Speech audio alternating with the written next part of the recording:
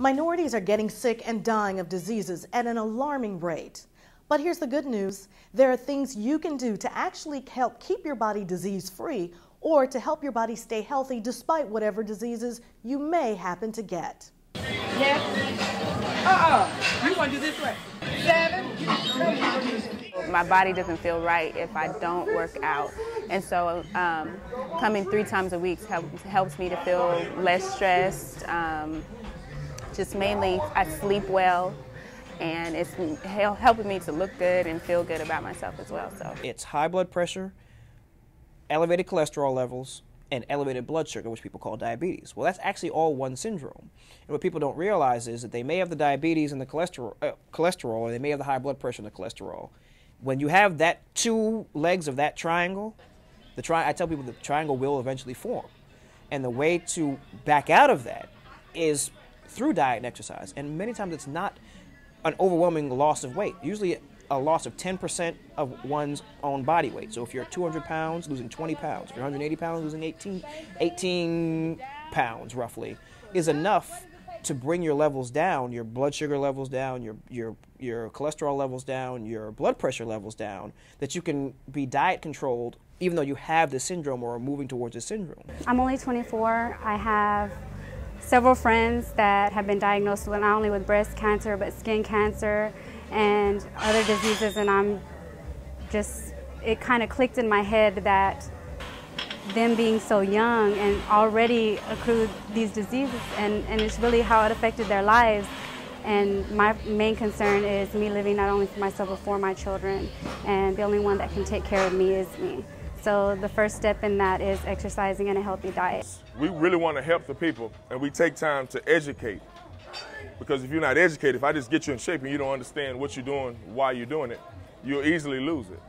I don't want it to be something where I'm just doing it for right now so I can look better. I want to feel better, and I want it to be a consistent thing throughout my life so I can have a long life. If you see active 80-year-olds and you see that they're very healthy and they look young, that's because they've stayed active their whole life. And it's very hard to go from being sedentary, your 20s, 30s, 40s, and then get into an exercise program in your late 40s, 50s, and 60s. It's a lifestyle. It's a way of living.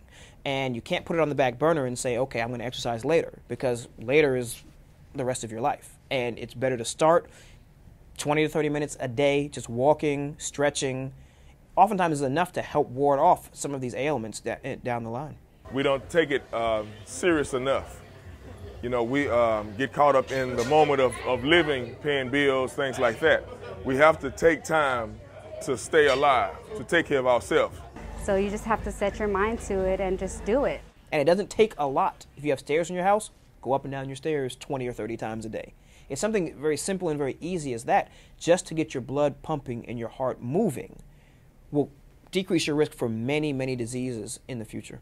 Exercise, even if you have diabetes, your muscles take up the sugar much more readily. Even though there's a defect and even though they don't take it up as much as they should, the insulin is able to interact with the muscle and bring in that blood sugar. So people who exercise, if they know they have diabetes, they'll notice after they exercise, their blood sugar levels are lower. And that's because your body is more efficiently using the sugar that's there. They're not just wasting it. It's not just floating around and making them feel kind of lightheaded and dizzy. If you eat well, exercise, and maintain a sensible weight, the risk of heart disease goes down tremendously. If you look at it, probably the 7 of the top 10 leading causes of death in the United States are eating, nutrition, exercise related. If we were to go down, and that pretty much lets us know that we're eating ourselves to death in this country. But remember, you have the power to change all of that. It can seem overwhelming at first, but start small. Just add a couple of fruits and vegetables to your plate every day. Cut down on sweets, and try and break a sweat 3 or 4 times a week. Start there and then build, and you'll be surprised how quickly your body will change for the better. Thanks for watching the Minority Medical Report. I'm Cynthia Nickerson. See you next time.